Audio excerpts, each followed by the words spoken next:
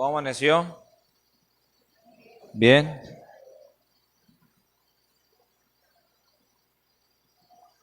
Qué bueno, gracias a Dios que podemos estar aquí juntos recordando la resurrección del Señor.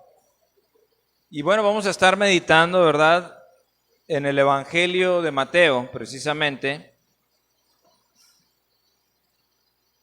Leímos una parte, la primera, que es del versículo 1 al 11, 10, perdón. Ahora lo voy a invitar a que vayamos ahí al mismo Mateo capítulo 28, pero ahora va a ser del verso 11 al 20. ¿Sí? No queda ahí el relato de la resurrección, no queda en la aparición, por así decirlo, o en la presentación de Jesús delante de las mujeres que iban a tratar el cuerpo de Jesús, ¿no? Dice el verso 11, mientras ellas iban, he aquí unos de la guardia fueron a la ciudad y dieron aviso a los principales sacerdotes de todas las cosas que habían acontecido. Y reunidos con los ancianos y habido consejo, dieron mucho dinero a los soldados, diciendo, decid vosotros, sus discípulos vinieron de noche y lo hurtaron estando nosotros dormidos. Y si esto lo oyere el gobernador, nosotros le persuadiremos y os pondremos a salvo. A lo mejor un poquito más de volumen, Misael, poquito. Siento que... Ahí, ándele. Verso 15, y ellos tomando el dinero hicieron como se les había instruido. Este dicho se ha divulgado entre los judíos hasta el día de hoy. Pero los 11 discípulos se fueron a Galilea, al monte donde Jesús les había ordenado. Y cuando le vieron, le adoraron, pero algunos dudaban. Y Jesús se acercó y les habló diciendo, toda potestad me es dada en el cielo y en la tierra. Por tanto, id y haced discípulos a todas las naciones, bautizándolos en el nombre del Padre y del Hijo y del Espíritu Santo, enseñándoles que guarden todas las cosas que os he mandado, y aquí yo estoy con vosotros todos los días hasta el fin del mundo. Amén. Voy a leerles algo que tiene que ver con la piedra. Si usted, la piedra que fue puesta en la tumba del Señor, si usted pone atención, desde el capítulo 27, verso 62, cuando se dice que se coloca el cuerpo del Señor en el sepulcro, se hace de alguna manera énfasis en la piedra. Dice el verso 66, entonces ellos fueron y aseguraron el sepulcro, sellando la piedra y poniendo la guardia. Y luego ya en el verso 28, dice el capítulo 28, verso 2, y hubo un gran terremoto porque un ángel del Señor descendiendo del cielo y llegando, removió la piedra y se sentó sobre ella. O sea, hay un énfasis ahí, por así decirlo, en la piedra. Y nos debería llamar de inicio la atención sobre qué piedra era, qué tipo de piedra había en los sepulcros o se ponía en los sepulcros cuando una persona moría. ¿Cómo se le imagina a usted? ¿Grande, pesada, cuadrada o circular? Porque dice removiendo, pues nos la imaginamos circular, ¿verdad? O sea, que hubiera de alguna manera la oportunidad de desplazarse hasta el lugar donde tenía que estar o de removerla cuando las mujeres iban a ir y tratar con el cuerpo. Ahí encontrando uno de los artículos que puedo después compartírselos, se hace la pregunta, ¿qué tipo de piedra selló la tumba de Jesús? ¿Era una piedra redonda, o sea, en forma de disco, o una piedra cuadrada en forma de corcho? Dicen que ambos tipos de piedras de bloqueo están atestiguados en las tumbas de Jerusalén en la época de Jesús. Las piedras cuadradas, es decir, en forma de corcho. ¿Cómo se imagina usted una piedra en forma de corcho? que de alguna manera, ¿verdad?, entraba en esa orificio o tipo puerta, ¿no? Entonces dice, hay dos tipos de piedras que se utilizaban en la antigüedad en Jerusalén en los sepulcros, circulares y de tipo corcho. Dice, las de tipo corcho son mucho más comunes que las redondas. Y la pregunta entonces es, ¿cómo se selló la tumba de Jesús? Aunque algunas tumbas de Jerusalén de finales del segundo templo tenían piedras redondas, eran más común sellar las tumbas con piedras en forma de corcho. Las pruebas arqueológicas sugieren que la tumba de Jesús, que era una tumba prestada. Pongamos nuestra atención en esto. El Señor Jesús no debió haber sido metido en una tumba. Murió como un criminal. Así, tal cual. Avergonzado, desnudo, en una cruz. Muere como un criminal. ¿A dónde cree que iban los criminales cuando morían? A la fosa común. Es decir, a un lugar donde se echan los desperdicios. No era un gran premio, no era algo muy bonito ser crucificado. Era realmente algo vergonzoso.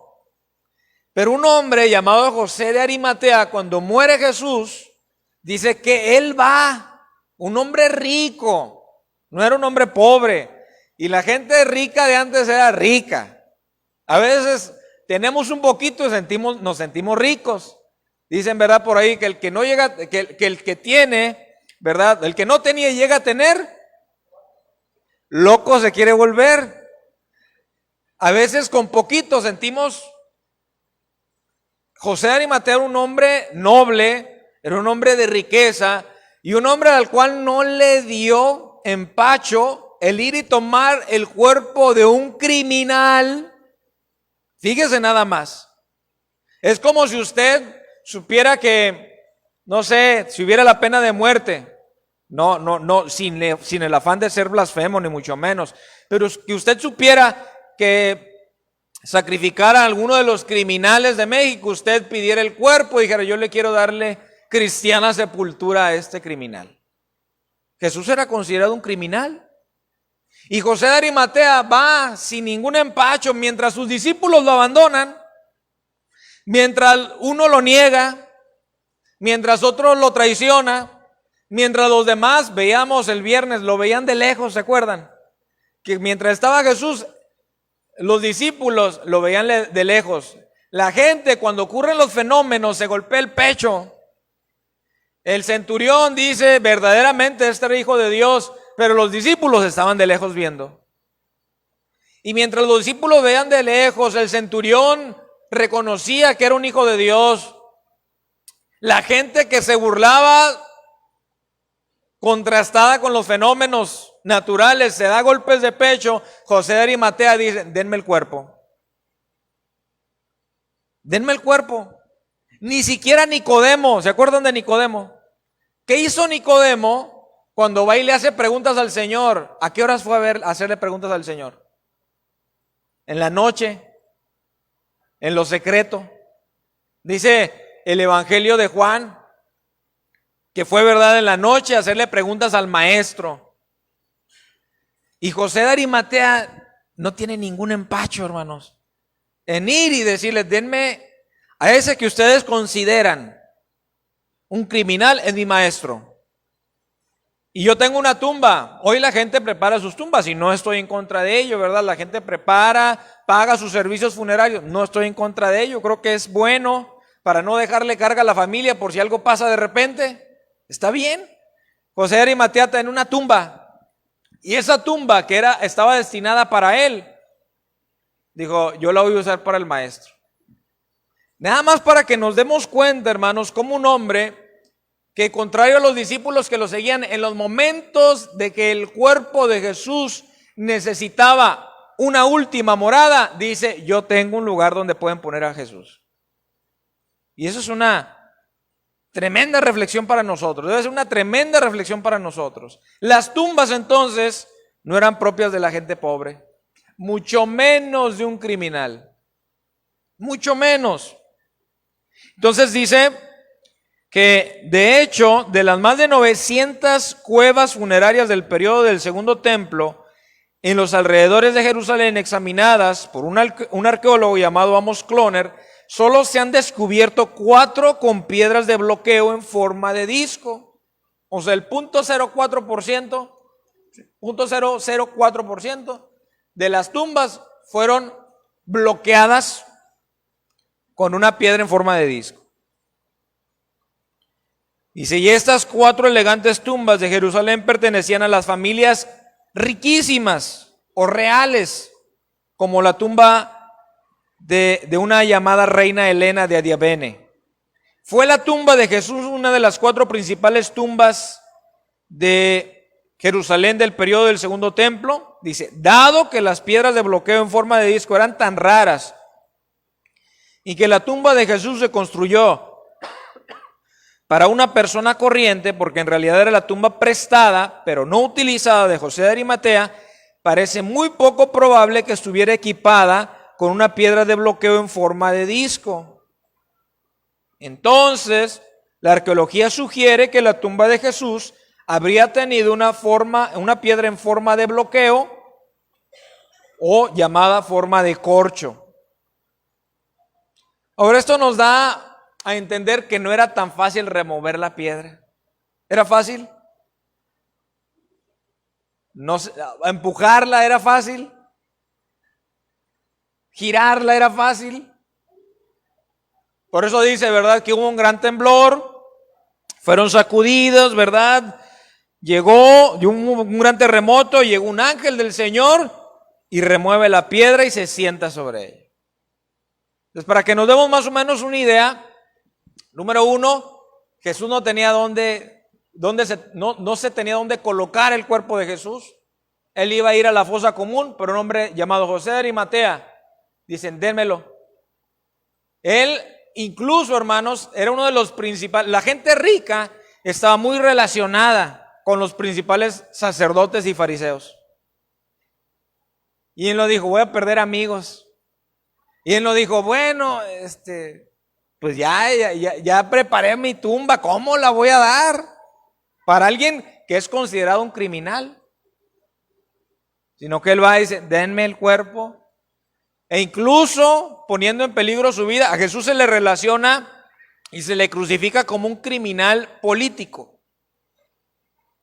Por eso el hermano Jorge nos hablaba, ¿verdad?, que se le dominaban ladrones a los acompañantes, pero más propiamente bandidos. ¿Quiénes son los bandidos?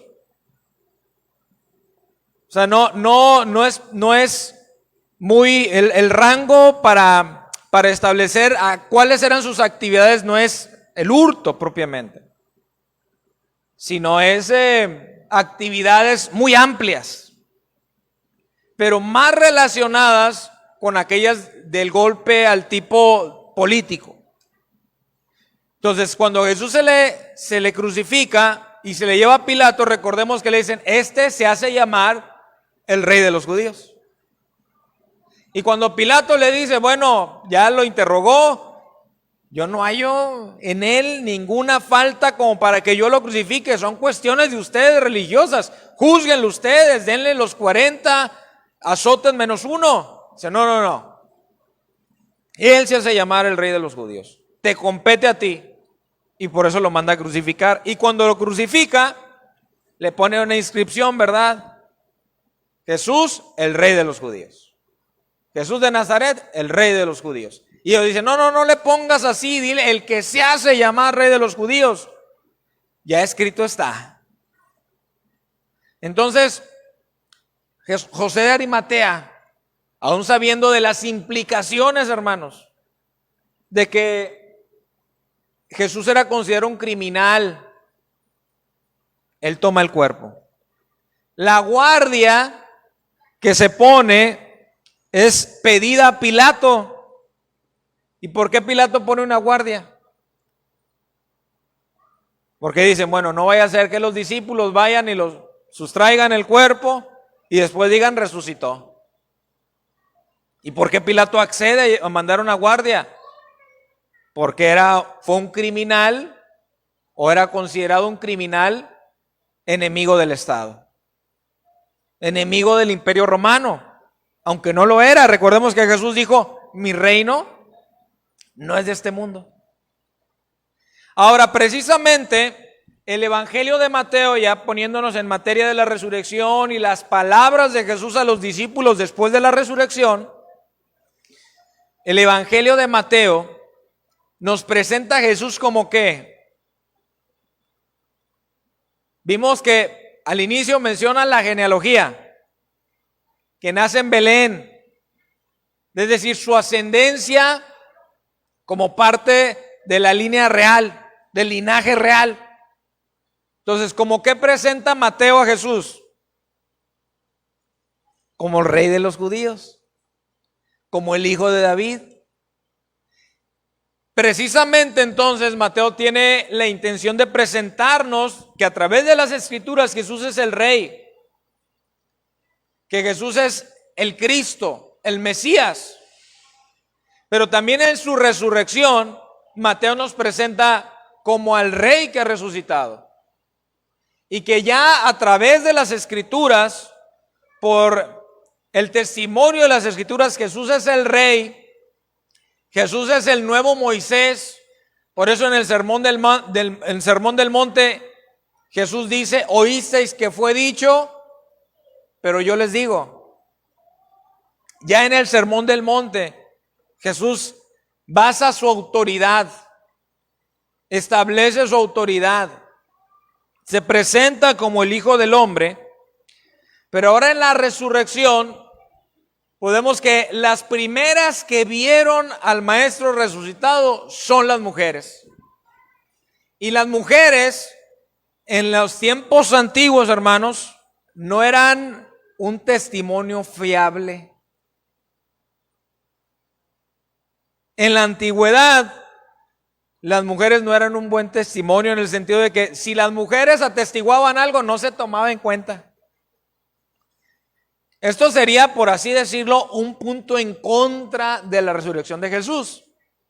Pero precisamente debería resultar a favor, porque quien que quiera argumentar que la resurrección de Jesús fue real, fue verdadera, pondría como las primeras que vieron al Maestro resucitado a las mujeres. Si yo quisiera demostrar a los judíos a toda costa que Jesús resucitó, no pondría primero a las mujeres, pondría a Pedro, pondría a Juan, a los discípulos.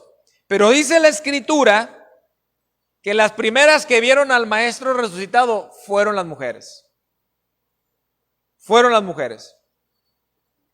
Precisamente también al principio del Evangelio, otro punto o contraargumento, por así decirlo, es que quien que se llamara maestro sería bautizado por otro, y Jesús fue bautizado por Juan el Bautista. Por eso Juan el Bautista decía, ¿cómo me pides tú que yo te bautice si yo tengo que ser bautizado por ti?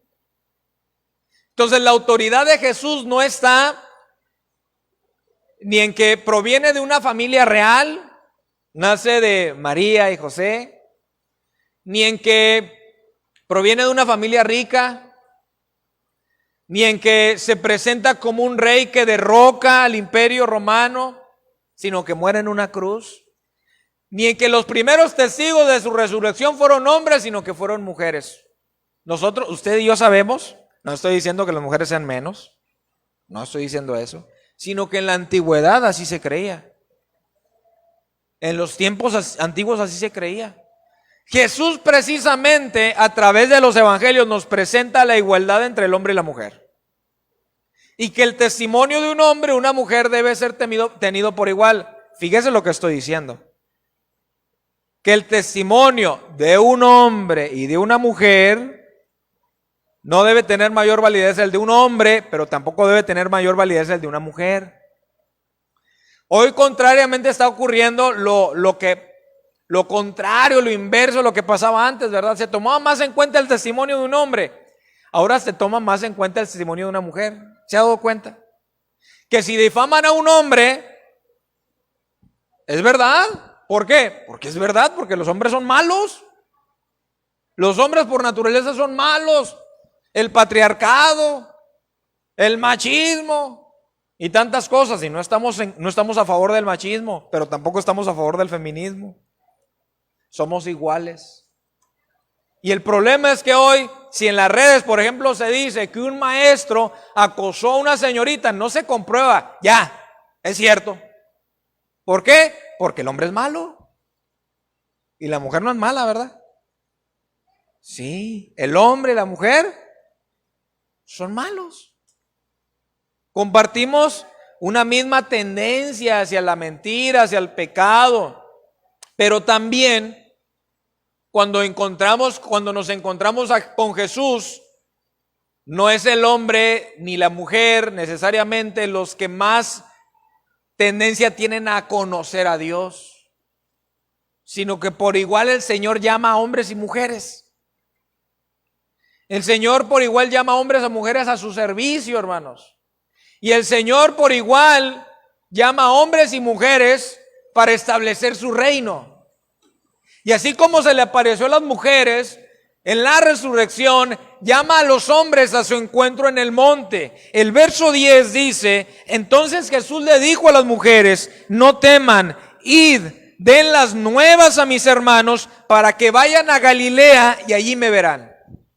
Y las mujeres, como buen testigo, como la mujer samaritana. ¿Qué hace la mujer samaritana cuando se encuentra con ese que para ella le parece que es un profeta? Regresa y le dice: ¿qué creen? He encontrado a uno que se me hace que es del que hablan las escrituras. Y les dice: vengan, escuchen, vamos a escuchar lo que dice este hombre. Así que ellas van con los apóstoles después de que tienen ese encuentro con el Señor y le dicen: dice el Señor que vayamos a Galilea. Y me voy a brincar el informe de la guardia donde dice que después del terremoto, después de que Jesús resucita, la guardia va y le dice a los principales sacerdotes y ellos dicen: bueno, digan que fue mentira, que se quedaron dormidos y que los discípulos llegaron y sacaron el cuerpo. ¿Usted cree que una guardia se iba a quedar dormida? ¿Usted cree? Y ya dice Mateo, y eso fue lo que se empezó a divulgar entre los judíos hasta hoy. Lo dice ahí en el texto, ¿verdad? En el texto dice, allá escrito a finales en el último, en el tercer cuarto del siglo primero, eso se divulgó. Se divulgó que Cristo realmente no resucitó, sino que los discípulos sacaron el cuerpo. Bueno, después de ello, dice en el verso 16 que las mujeres, después de que les dijeron a los discípulos que fueran a Galilea, los 11, verso 16, se fueron a Galilea al monte donde Jesús les había ordenado. ¿Qué monte? No sé. No dice Mateo cuál monte. Pero recordemos que el monte siempre es un símbolo de la comunión con Dios. Es un símbolo. Yo no estoy a favor de que, bueno, si usted quiere estar más en comunión con Dios, vayas al monte, pastor. Se encierres en su cuarto y ya. Y aunque no se encierre, no necesita ir a un lugar alto, no es como estar más cerca de Dios. No importa el lugar, hermanos. Usted puede estar incluso como los apóstoles, como los profetas, en una cueva, en una mazmorra, y ahí estar en comunión con Dios. Pero el Señor les manda que vayan a un lugar, a que se encontraran con Él. Y ahí donde se encuentran con Él, dice el versículo 17 que le vieron. Y cuando le vieron, hicieron lo mismo que las mujeres. ¿Qué hicieron las mujeres cuando vieron al Señor? Verso 9. Jesús les sale al encuentro diciendo: salve, y ellas acercándose abrazaron sus pies y le adoraron. La resurrección implica la divinidad de Jesús. Hoy usted y yo decimos, Cristo, el Hijo de Dios se encarnó y murió por nosotros.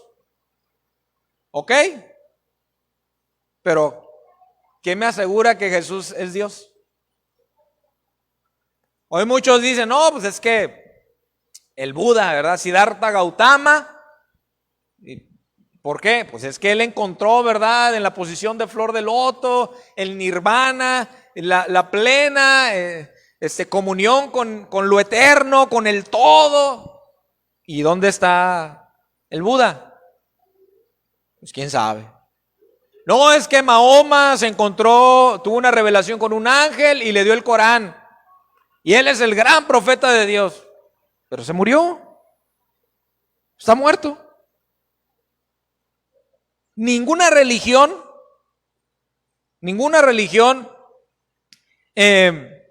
proclama la resurrección de su líder. Proclama la resurrección de su maestro. Al punto de la persecución y el martirio. Ninguna. En cambio, el cristianismo proclama la resurrección de su maestro al punto y al grado de las últimas consecuencias, la persecución y el martirio. Y los apóstoles, empezando por Jacobo, lo vemos en el libro de los Hechos en el estudio, muere decapitado. Y Pedro también estaba a punto de morir decapitado. Y Esteban, el primer mártir, muere apedreado. ¿Qué necesidad? ¿Quién va a morir por una mentira? ¿Quién va a morir por algo que no fue real? En cambio, por cuanto ellos tuvieron la experiencia de la resurrección y el encuentro con el Maestro, ellos cuando lo vieron, reconocieron que la resurrección implicaba divinidad. Y por eso le adoran, se postran. No es que antes ellos no creyeran que Jesús era Dios. Ellos dijeron, Pedro dijo, tú eres el Cristo, el Hijo del Dios viviente. Ellos reconocieron que Él era Dios, pero cuando le vieron resucitado, entonces reconocieron ahora, confirmaron que Jesús era Dios. Por eso dicen las cartas, una de las cartas, que es la del apóstol Pablo, si mal no recuerdo el de a Romanos, nos dice que el Hijo de Dios que Jesús fue declarado Hijo de Dios por la resurrección. Y la resurrección implica divinidad, entonces. Pero aun y cuando algunos le adoran, también algunos dudan. Verso 17, cuando le vieron le adoraron, pero algunos dudaban. Y aquí está la diferencia entre las mujeres que lo ven, y no dice si son todos hombres o incluidas algunas mujeres, no dice si serán los 11 de los 11 o eran todos sus discípulos que estaban con él, porque dice Pablo, ¿verdad?, que se apareció a más de 400. Se presentó vivo a más de 400. Pero lo que sí nos dice es que algunos de los que le vieron ahí en ese lugar en Galilea dudaron. Ahora, ¿recuerdan quién fue uno de los apóstoles que dudaron?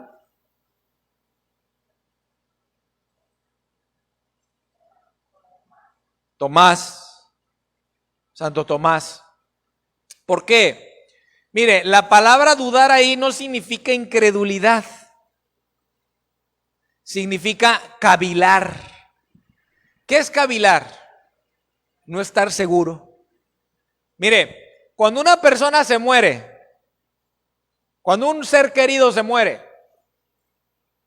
tardamos en asimilar la pérdida, ¿no? Sobre todo cuando es repentina. Cuando es repentina, tardamos en asimilar que hemos perdido un ser querido. Ellos estaban tratando de asimilar aún la muerte de Jesús, hermanos.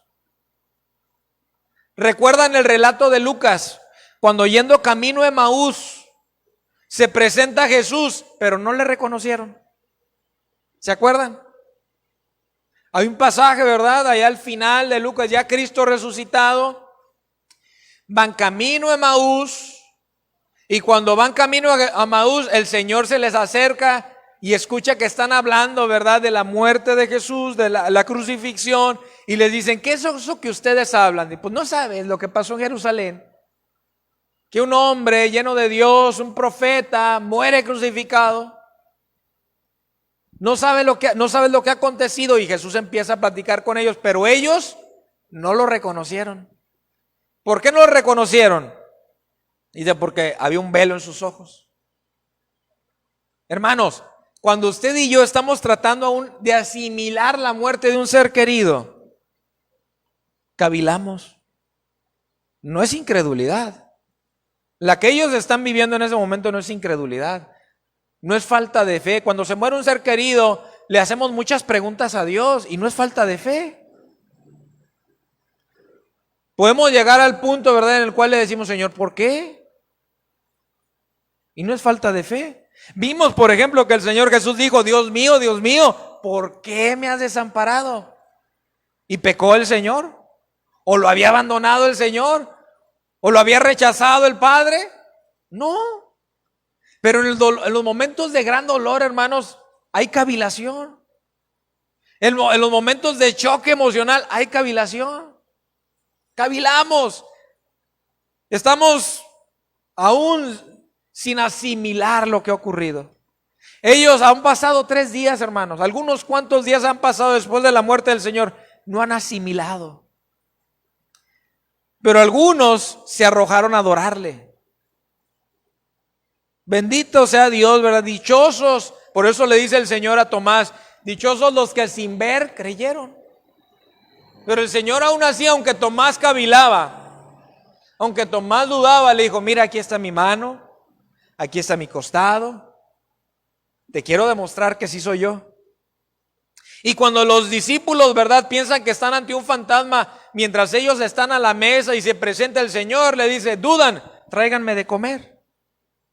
Y le dieron un pescado, y le dieron pan, y comió enfrente de ellos. O sea, el Señor disipó sus dudas.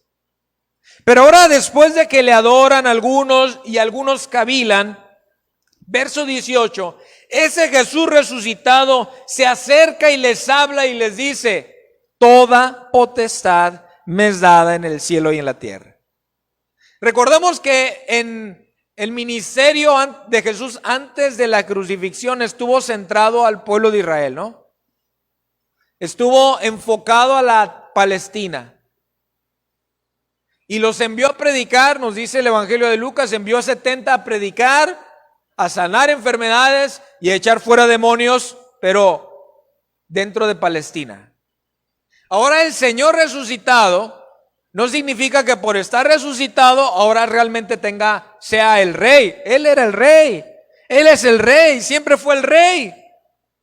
Pero ahora resucitado, la misión no está delimitada a Palestina. Y por eso Jesús también les dice, toda potestad me es dada en el cielo y en la tierra. El ministerio de Jesús encarnado estaba enfocado a lo terrenal inicialmente. Pero ahora resucitado, su ministerio ha llegado a una dimensión eterna. Más allá de los límites territoriales de Palestina y más allá del tiempo y espacio de la vida de sus discípulos. Por eso les dice, toda potestad me es dada en el cielo y en la tierra. Y cuando Jesús habla o cuando la Biblia encontramos en el cielo, no significa allá en las nubes, sino significa en las esferas celestiales o espirituales. Y Jesús les está diciendo con ello, yo creo, que también tratando de reafirmar el corazón de los que dudaban o cavilaban, que el poder de Dios está más allá, la autoridad de Dios está más allá, la soberanía de Jesús está más allá de lo que ellos puedan tratar de entender y comprender. Y es el primer toda. Toda potestad me es dada en el cielo y en la tierra. Y el verso 19 nuevamente utiliza el todas. Por tanto, id y haced discípulos a todas las naciones. Y es ahí donde también debemos poner atención a las palabras del Señor, porque nos está comisionando. Está comisionando a sus discípulos. No saben algunos, muchos teólogos se devanan el cerebro tratando de entender si es que mientras andan hay que predicarle a toda gente o que hay que ser comisionado, hay que entender la comisión de ir a todas las gentes. Por el testimonio de Pablo, el testimonio de los apóstoles, podemos entender que Jesús está comisionándonos a ir a todas las personas. Y por eso Jesús dice: haced discípulos a todas las naciones. ¿Qué quiere decir con ello? ¿Que usted tiene que ir a la Conchinchina? No.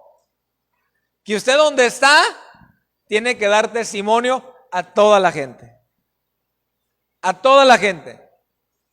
¿Que usted donde trabaja, usted tiene que dar testimonio a toda la gente?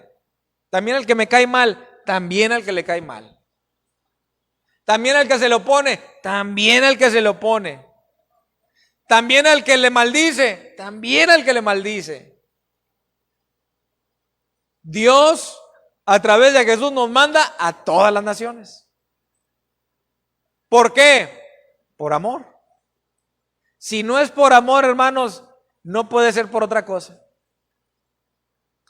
La iglesia no es una empresa en la cual usted y yo tenemos que ganar adeptos. La gente no es cliente. La gente ha sido hecha a la imagen y semejanza de Dios. Y Cristo murió por cada uno de ellos de manera singular. De manera singular. Es decir, que cuando Cristo murió pensó en Josué. Que cuando Cristo murió pensó en Elvis. Que cuando Cristo murió pensó en Dani. Que cuando Cristo resucitó y envió a sus discípulos, y durante tantos años, ya 2 milenios, se ha escuchado a través de la transmisión oral, después a través de la transmisión textual, estas palabras de discípulo en discípulo, pensó en cada uno de nosotros.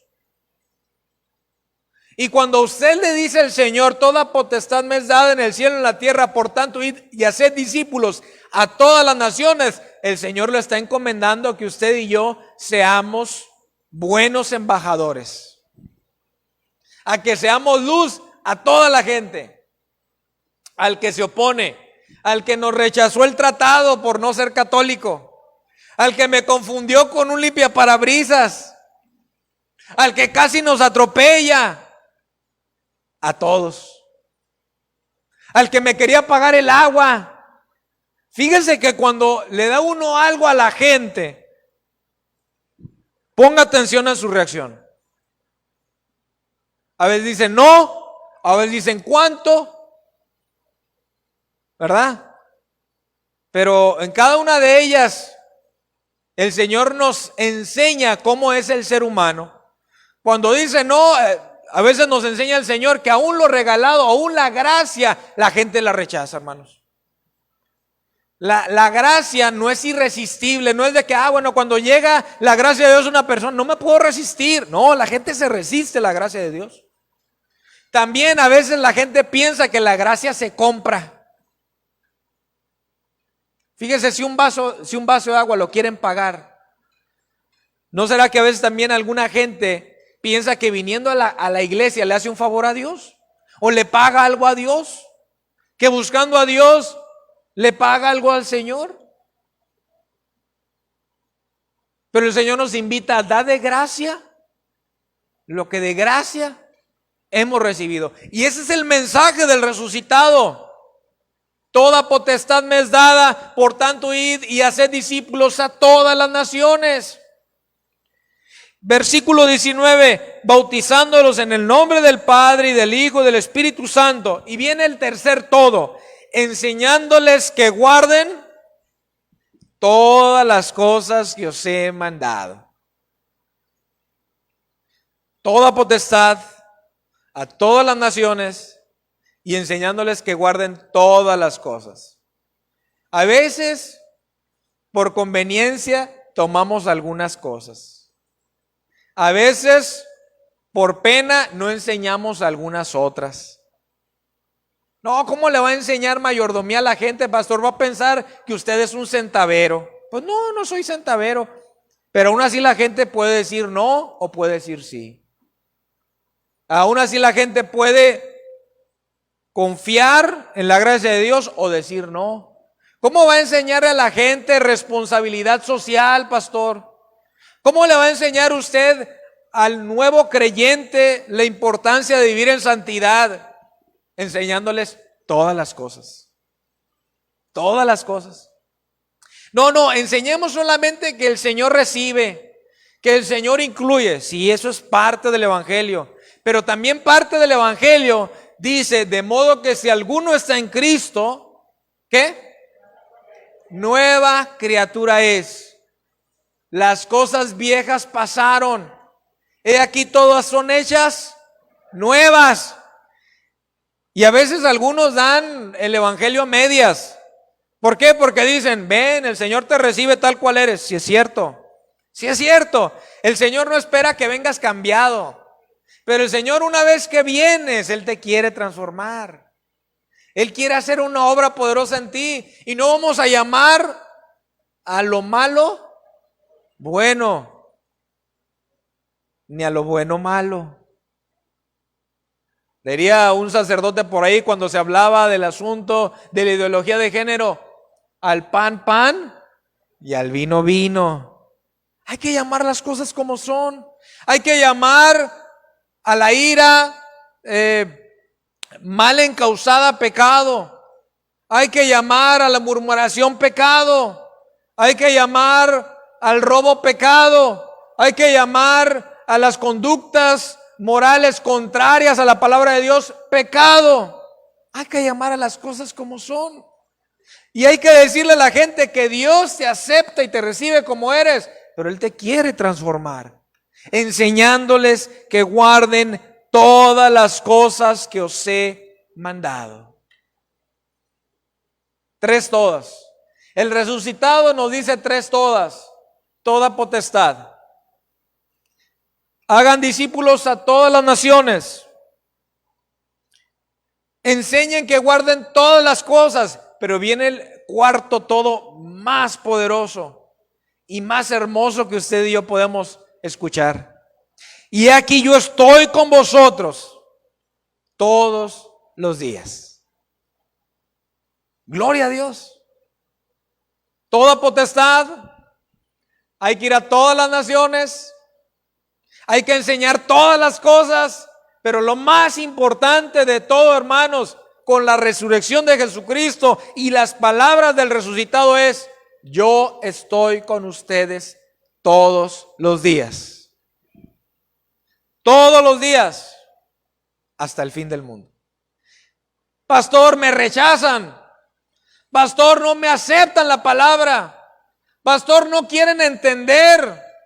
Yo como pastor a veces digo, pero ¿por qué si ya lo he enseñado una y otra vez seguimos cojeando de lo mismo? Y el Señor me dice, yo estoy contigo todos los días hasta el fin del mundo. Bueno, Señor, si tú vas conmigo, aunque no quiera entender, aunque no quieran aceptar, aunque rechacen, tú vas conmigo.